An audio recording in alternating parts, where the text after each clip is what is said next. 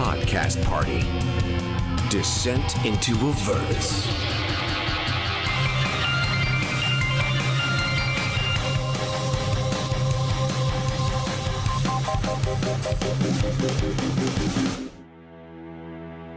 My name is Renascence.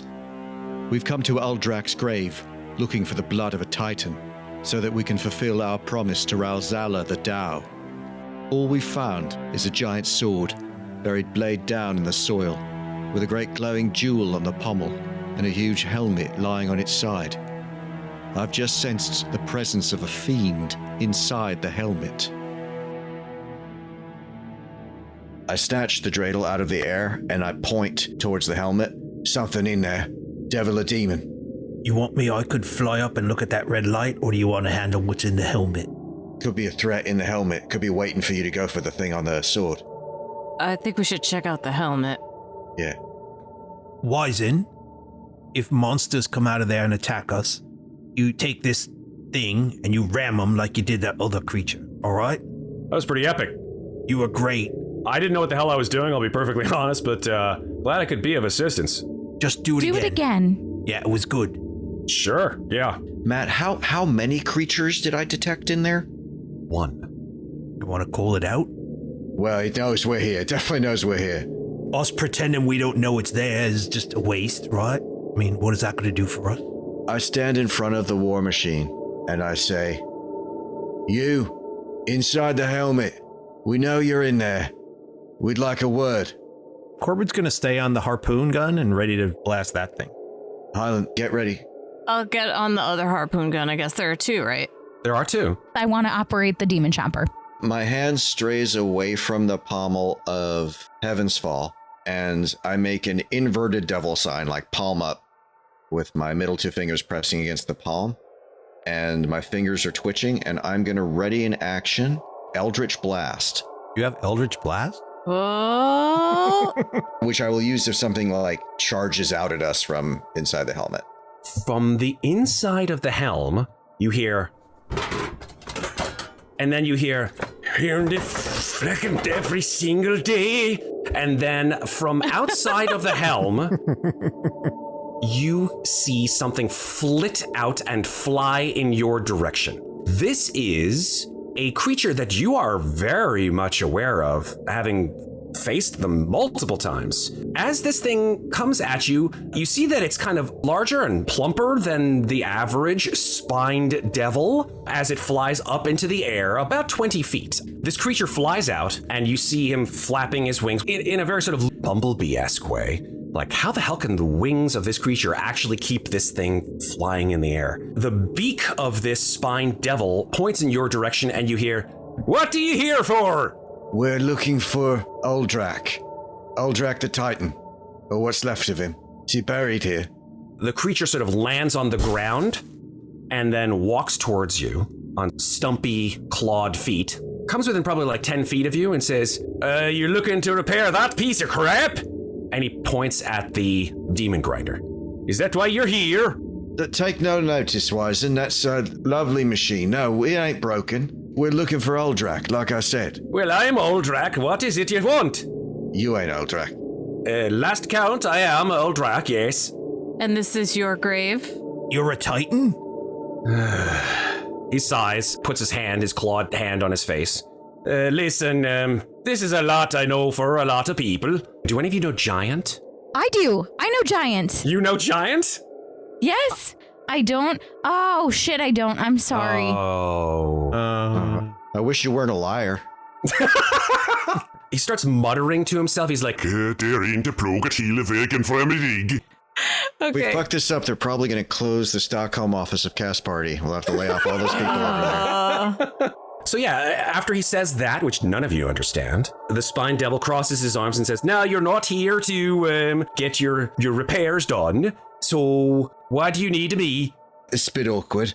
We was instructed to go and fetch some of Uldrak's blood, but we was expecting I sort of spread my arms to indicate bigger. To be clear, we were told to get a Titan's blood. We weren't told that the Titan was named Uldrak. Oh, I just assumed because it was his grave and he's got a big helmet. I would like you, now that you see that this creature is calling itself Uldrak.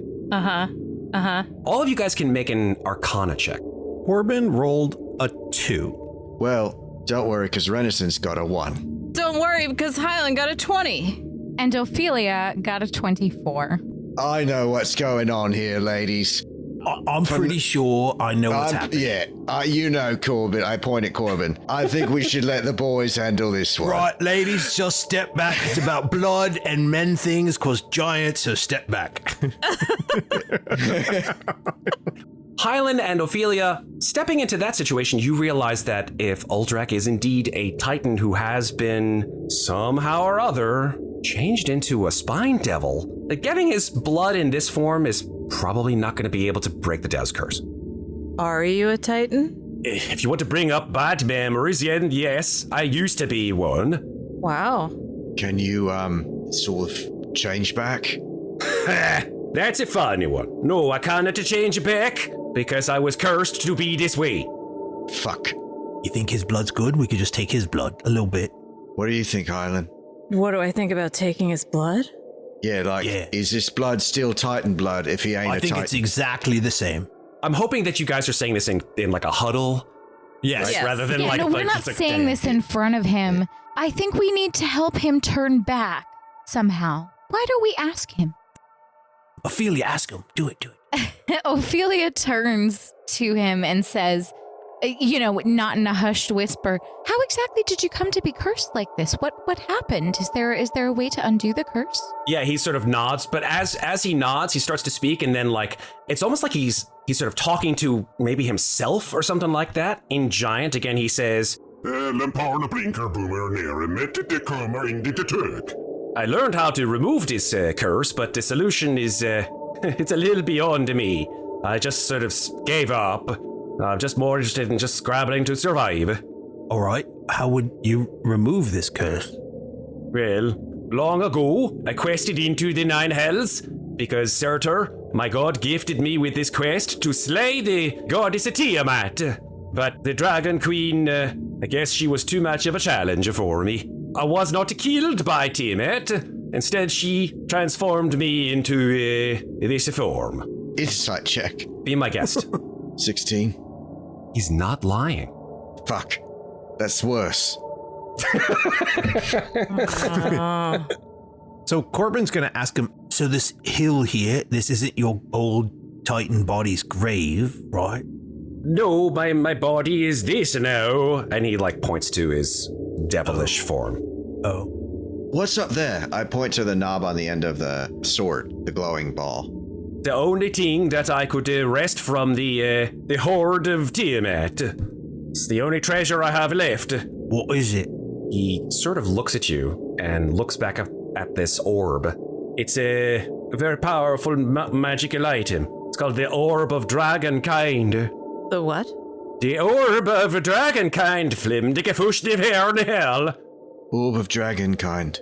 How did it get there? Well, he said he took it from Tiamat's horde. If we were to, help you remove this curse, and you promise not to squish us after that, you think we could get a little blood from you?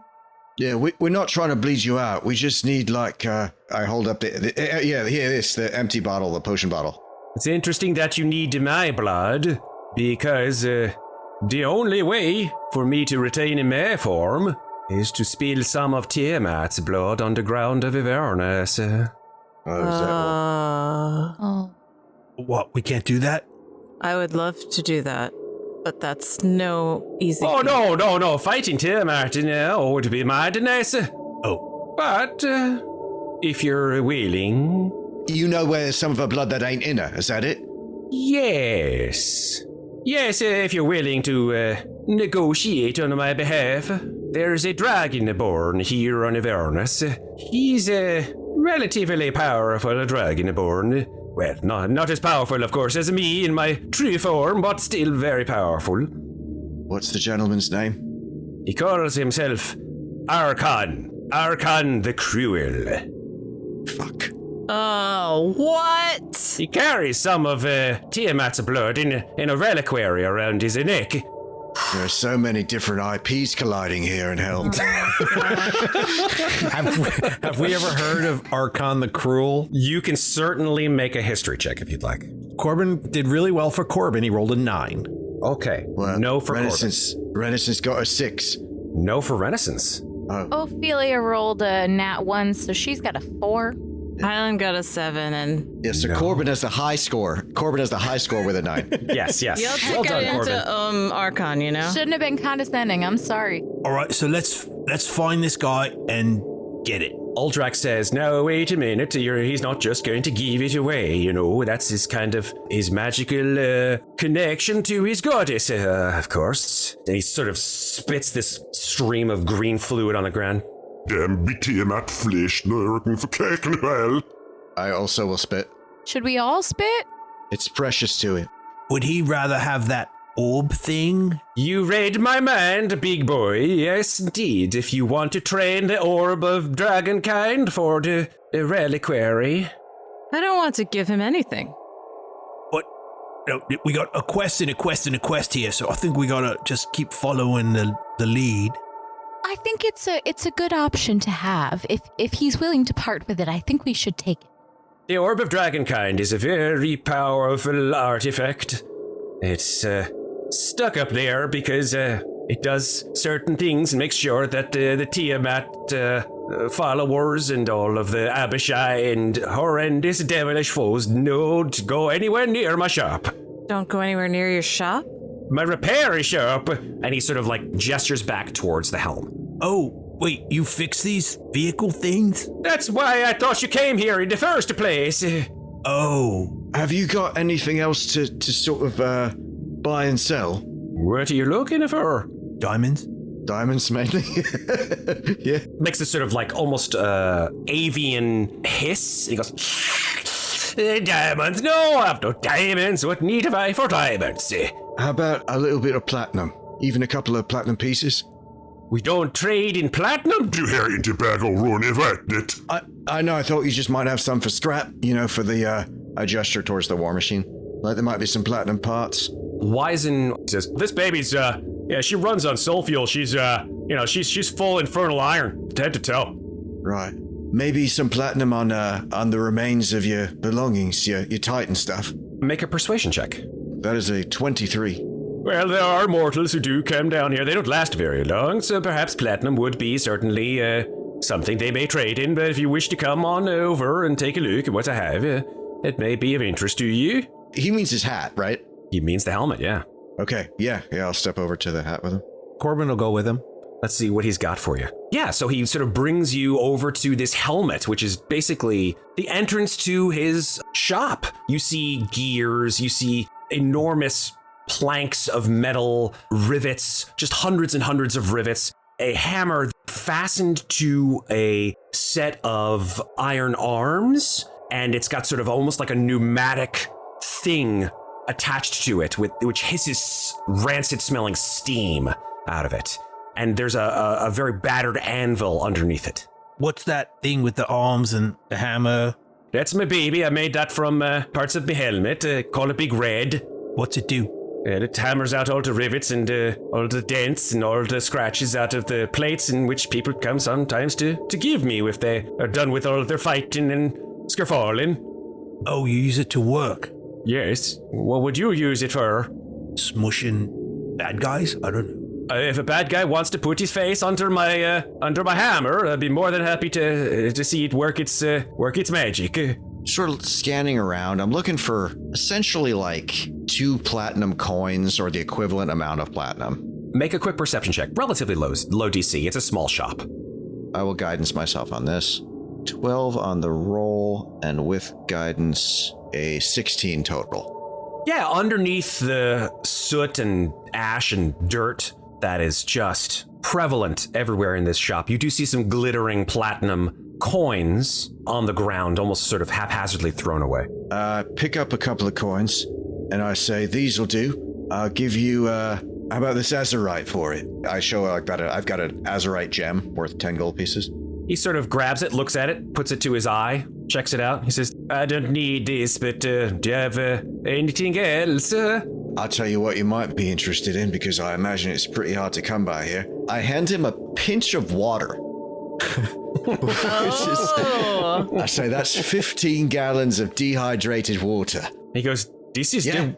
This is water. Well, don't drop it. When you're ready to have your water, you just throw that against the wall or floor, and you're going to get 15 gallons of water, so you might want a barrel. This is very useful for the quench. I need this much more than the demon acre. And he points over, and there is a enormous trough of gray-green liquid, which just smells to high heaven. And he says, yes, I usually use that to quench my goods when it's needing to be quenched. I quench them in the demon acre. It's the only thing that can bring the temperature down. But if the water is, I would prefer the oils, of course. That would be useful much more. But water will do in a pinch. Well, a pinch is what I've got. So about a pinch of water for this bit of platinum here, 2 coins. I accept. Oh, would you mind throwing in just punching a couple of holes in through this for me? Punch a hole through each of these coins. He changes the nib on Big Red to like that of a giant punch, fastens it in, screws it in, and then presses like a button on the side of this machine, and the punch, you hear and this thing just, a pneumatic explosion, and the thing flies down into the coin and punches a hole straight through it. Cheers, that'll do. And I'll put them in my pack. Do you have anything that could make our vehicle out there, our carriage, like stronger or better? Oh yes, I do sell the demon acre, of course. The what? The demon acre. He points to this trough of green liquid. I mean, it's Ichor. He's got demon Ichor. It's gross. It depends. Some people call it Ichor. It depends on where you're from. That's my East Baldur's Gate accent. What's it do? Demon Ichor. Now you're making me say it. What the hell? You've never used this? Your driver never told you about the demon acre? Nope. Demon acre is, well, you know, it is what remains behind after a demon dies. It's this sort of all of its blood and viscera and bodily fluids. Smells awful, but if you use it, oh, by the way, don't ever touch it with your flesh. You always wear gloves with demon acre. And do you paint it on, or? You can coat your weapon in it. It does some really interesting things to creatures that get hit with demon acre. The whole power of the chaos and all that. And if you put it into the engine of your machine, well, it packs a punch, that's for sure. I say, Wizen, do we need demon Ichor or Ichor? Wizen calls back. He goes, you guys have demon acre? Yeah, come and look at this. He dismounts from the machine and enters the shop. Matt, has Lulu come into the shop with us? I'd Or say is she has, also- yeah. No, I'd say she's followed you. Wizen looks at this trough of demon blood or demon viscera, whatever you want to call it, and he says, yeah, I mean, if you pour some of that into the furnace, it'll pump your speed up by it's kind of like a boost. It'll pump the speed up like a lot. It might be worth getting some of that. Yeah, if we have to get away. I'd imagine, correct me if I'm wrong, Wizen, that sooner or later we're going to use up the soul coin. You can't replace the fuel with demon acre. It's basically kind of like a temporary short-term boost. It's like nitro. Yeah. So it's like a real short term, like vroom. Yeah, like for a minute. That's it. Yeah. So it's Mad Max. Yep. Yeah. 100%. Still might be worth having that in case we really need it. Yeah, if we have to get away from some of these warlords, we might need Yes, it. I think it's quite worth investing in some. All right, can we have some of that? You want to buy some of my demon acre? Sure. What do you want for it? Well, your friend here has the water, but I don't think I need any more of that. Do you have soul coins? I don't think we can trade those. Oh, you have multiple soul coins. Wizen says, yeah, we do. That's how we power the all right, wagon. Yeah, all right. Wizen. Oh, sorry. Hey, what are you gonna do? He sort of puts his forepaws up and walks back out the door. I've got holy water. You sort of offer the holy water to Uldrak. He's like, no, that is certainly not something I need. Azurite, some amethyst. Didn't seem like we could really tempt you with gems. No, I have no need of a James, unfortunately. I don't deal very much with him. I do need spare parts. I can certainly sell spare parts if you have any other infernal machines. I have ball bearings. Ball bearings? Ooh. Oh, he sort of like comes over and says, I like ball bearings. Are they made of infernal iron? No, they're made from a sort of exotic prime material, plain sort of steel. Not that valuable, but I can, of course, I can decouple it and turn it into infernal iron if need be. Would you like 100 or 200? Oh, how many do you have? I have 250. Well, I don't want to clean you out. I'll take 200, and you can then, you can have, 4 vials of Demon Acre. Thank you. Pretty good. I think, we got some Demon Ichor and we got some Platinum. I think we can say we've done well here. You've got your ball bearings and your water. So no regrets on either side. Now we just got to see about getting that orb down from the tip of the sword there. Oh, yes, that shouldn't be a Corbin, your ears just start to tingle a little bit as the sounds of something outside are starting to come to you. You hear the sound of engines coming closer to Uldrak's grave. Lulu, can you get that ball? Yeah, I can sure try. Is it okay to touch it? Yes, of course. I put it up there, but here, and he takes a crowbar and he gives it to Lulu. Oh, that's not gonna work. Lulu's like, what the? I can do it. Corbin will take the crowbar and he will use his Steps of Night feature and he will fly up there. The rest of you get in the car. Lulu, come with me. Lulu goes with Corbin, and Uldrak says, oh yeah, it looks like there's going to be some company. All right, thank you, Uldrak. We'll see you in a bit with your blood. Okay. And as you run out of Uldrak's helmet, you see on the horizon, heading relatively close, probably maybe more than, 200 feet away, at a clip, 3 vehicles, much smaller than your demon grinder. I guess you would call them, in our modern parlance, motorcycles. You saw one of them at Maggie's Fort Knucklebone, and she called them Devil's Rides.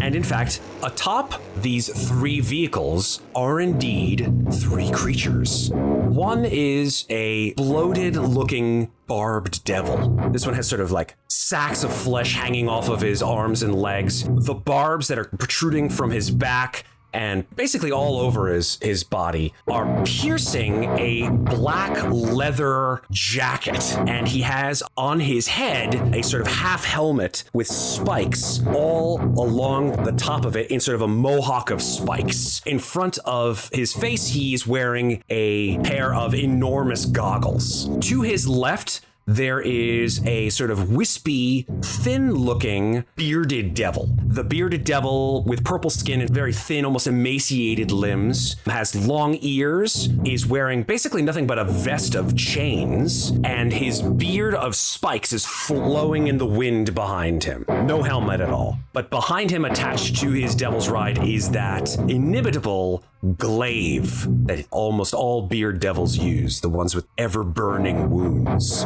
And then, of course, the third of these is indeed someone who you probably haven't ever seen before, or anything like her. She is a very fearsome-looking foe. She has black hair that flows out behind her, also no helmet at all, glowing yellow eyes. Her head is almost all horns, at least from the front to where her hair begins. She's wearing enormous metal shoulder plates, and her wings, although not splayed out behind her, are sort of aerodynamically poised so that they don't give her any drag as she flies across the surface of Avernus.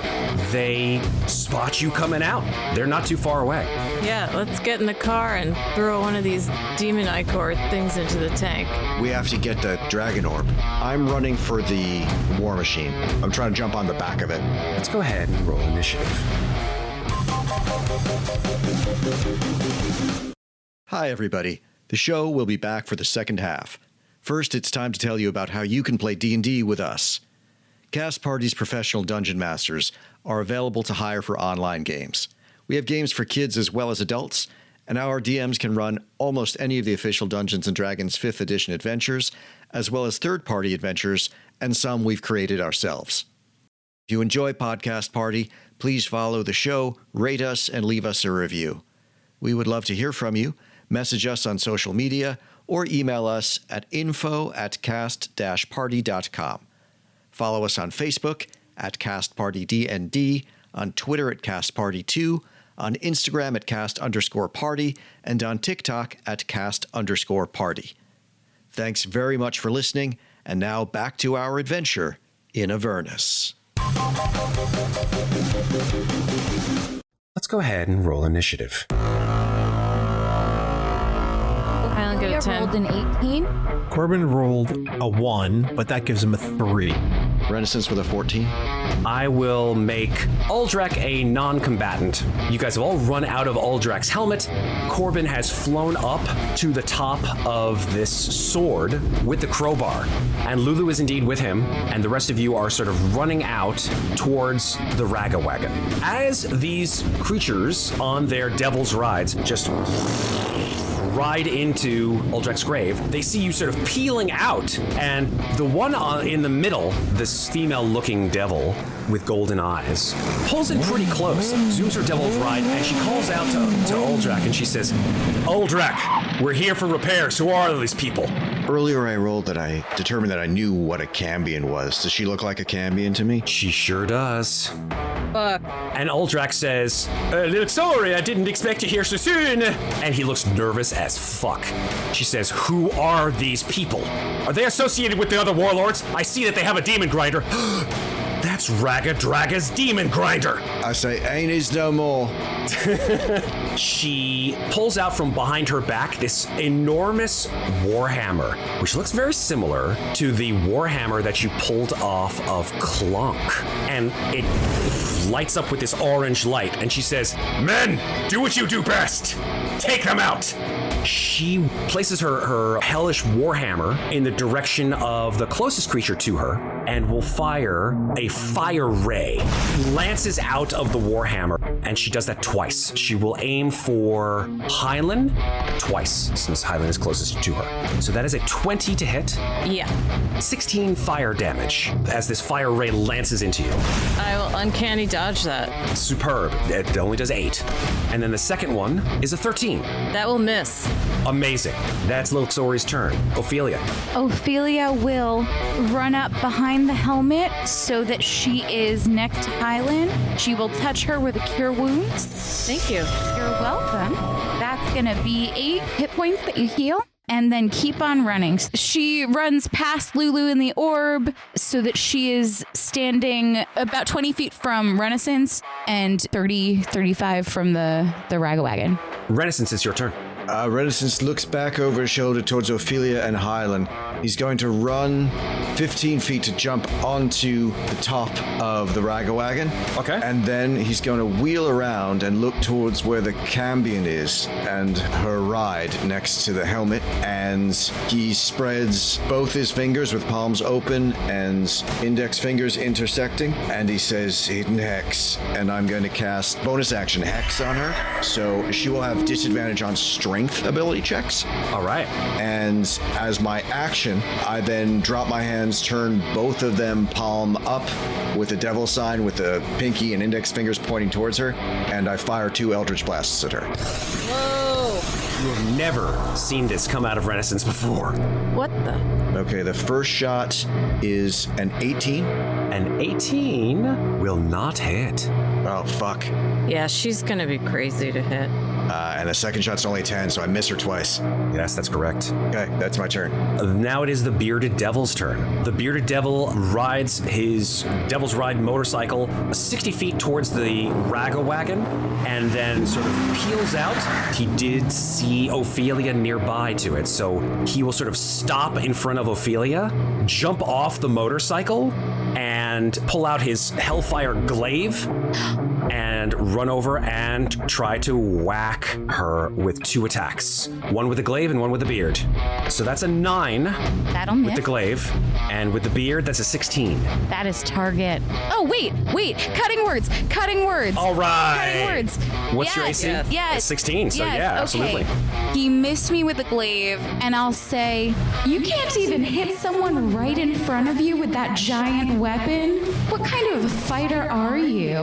He sort of stands there, he's like, "What?" And then the snakes just flaccidly attempt to bite at you, but miss completely. Eh. Are we getting to the wagon? We gotta get the orb. I know, but he's like very high in the air. Don't tell them that. I'm not. I'm gonna move southeast of Ofelia, so I'm 20 feet away from this bearded devil, and I'm going to throw 2 psychic blades at it. That's a 17 to hit. That will hit. Great. That's 8 psychic and 13 sneak attack for 21. And the second hit is a 16. That will also hit. That does 7 psychic. Now I'm gonna stay where I am. The barbed devil will ride in on its motorcycle towards, I guess, the closest creature on the ground that's not on the Ragawagon, and that is as well Ofelia. So it will dismount off of the Devil's Ride motorcycle, and it will, as you've seen it do before in High Hall, all of the barbs on its back start to sort of chitter and move. It opens its mouth enormously wide, and it emits this horrible shriek. I would like those of you within 30 feet of it who can see it to make a wisdom saving throw. And that includes Wizen as well. Is Corbin more than 30 feet up? You are more than 30 feet in the air, as is Lulu. Renaissance with a 12. Hylan got an 11. Ophelia got a 9. God. Oh, hey, Wizen got a 20. Those of you who failed will take psychic damage. How do we know if we failed? DC 13. Okay, we all failed. So everyone, except for Wizen. Except for Wizen. So you will take some psychic damage. Now, this killed your friend, the guard. What was his name? Oh my god. Trevik. That's right. Wow, good memory. This will do the following amount of psychic damage to you, and you are frightened of the barbed devil until the end of its next turn. It is 12 psychic damage. Ow, my brain. So now we're up to Corbin. He's up by the gem. Does he need the crowbar to get it out? You sure do. All right, Corbin's gonna tell Lulu. Lulu, get out of here. Go. Follow the truck. Go up high where they can't get you. She'll fly her entire movement and land on the Ragawagon. And Corbin will try to pry the gem out with the crowbar. Make a strength athletics check. This DC is not easy. I have advantage, though, because I have a crowbar, right? You certainly do. All right, the first roll is a 14, and the second roll is, my advantage is a 17. That is not enough. You jam the crowbar in, and you're like, "Grrr," and you push it down as hard as you possibly can, and you just hear it, like as the crowbar seems to sort of wedge the orb out a little bit, but not enough to pop it off. That's my action. Okay, so Corbin's gonna fly down about 10 feet, and he's gonna look at Ofelia, and he go, "Your Malta, protect her," and he's gonna cast Sanctuary on her, Nice. and then he's going to fly right back up and try to go for the gem again. It is now Wizen's turn. Wizen's like, getting the fuck out of here. And he just runs and jumps onto the Ragawagon and puts his goggles on and is about to start the engine. I say, start it, but you ain't going nowhere yet. It is now Lilksori's turn. Lilksori is still on her motorcycle. She sees her 2, I guess you could call them lieutenants, engaged in combat with the 2 of you. So as a bonus action, what she will do is she will choose the Barbed Devil for an action called Fury of the Nine. That creature will gain advantage on all attack rolls and saving throws for the next minute. She says, "Do your duty!" as she points her finger at this creature, and the creature just roars with infernal might. She revs up the engine of her Devil's Ride motorcycle and does a wheelie, motors, no pun intended, over to the nearest target who's directly across from her. Seeing that Ofelia is indeed engaged with her 2 lieutenants, she goes straight for Hylan. Oh, I thought she was leaving. I was pretty excited. Unfortunately Yeah. not. As an action, you see that as she dismounts her motorcycle, underneath her wings, which now splay out in a almost mirror of your own, from behind her raises an enormous scorpion-like tail. And she says, "You're not going anywhere. You die today." And she positions the stinger to attack you. She's going to make 2 attacks with it. The first one is a 19. That hits. That's 9 piercing damage. Please make a Constitution saving throw. I'm going to uncanny dodge it. Fantastic. You only take 4. Saving throw. That's a 5. You will take some poison damage as this stinger injects you with its fluid. Here we go. It is not a small amount. 25 poison damage. Got it. She sort of sees you take that huge hit from the stinger, and she's like, "You are not worthy of my might." And she swings the Hellfire Warhammer for your face. That's a 23 to hit. Oh, that'll hit. The Hellfire Warhammer glows with orange power as it slams into your side.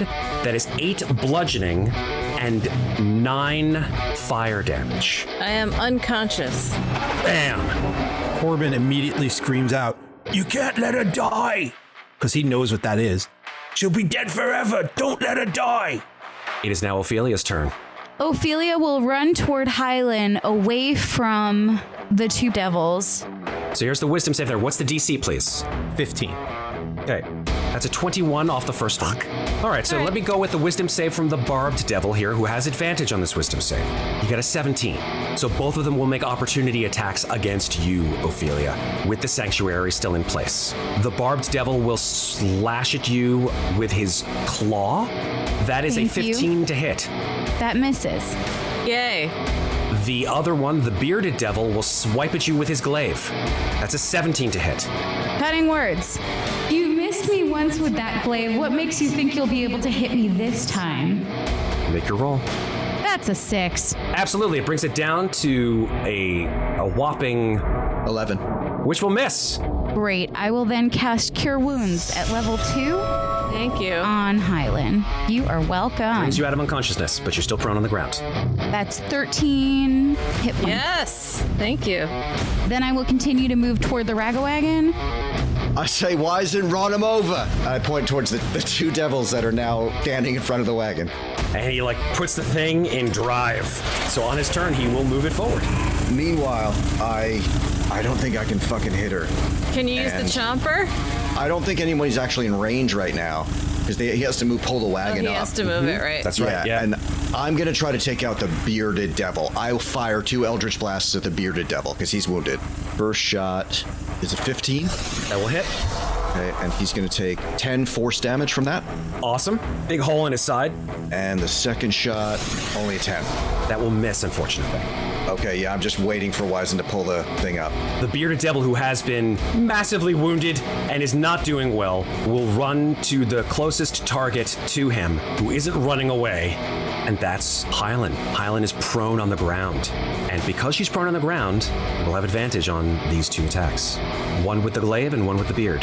That's a 16. That hit. That will do 13 slashing damage. I can still uncanny dodge, right? You certainly can. Yeah, so I will do that. Okay, so that knocks out only 6. Please make a Constitution saving throw. 16. You pass. You don't need to worry about the wound from this glaive, which you have seen enacted on multiple people. However, that's only the first of his 2 attacks. The second one is with his beard, also with advantage. That's a 15 to hit. That's target. That's 3 piercing damage. Please make a Constitution saving throw. That's a 12. Oh, That you is made it. target. That is indeed target. So you are not poisoned in any way. my God. So you're able to swat away these things as they pierce your flesh. You feel the pain of these things going into your leg, and you just whoosh, you smack them away before they poison you. But you my are God. in a pickle, Hylan. You've got 1 devil on one side of you, 1 devil on the other side of you, and you are on the ground. It is your turn. Yes.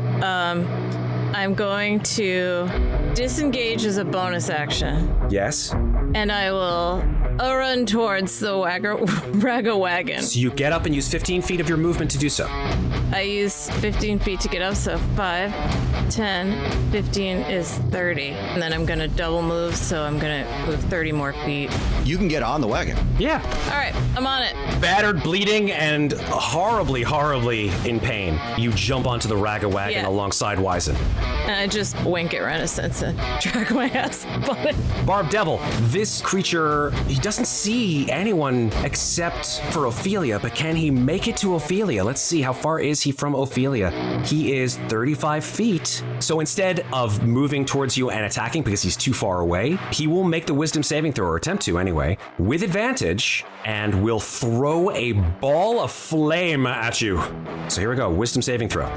That's a natural 20. So yeah, 100%. Well, yeah, use it up on that, please. Yeah, exactly. And then appearing in his hand, he sort of gives it a kiss and a smile, and then throws the ball of flame at Ofelia. And that is a 14 to hit. That'll miss. Amazing. Yes! And goes sailing over your head. Corbin, what do you do? Corbin's going to tell his friends, go now. And then he's going to look up into the sky looking for Ilmata, and he's going to say, Ilmata, I need your help. Protect me. And Corbin vanishes. Whoa! Sanctuary is dropped.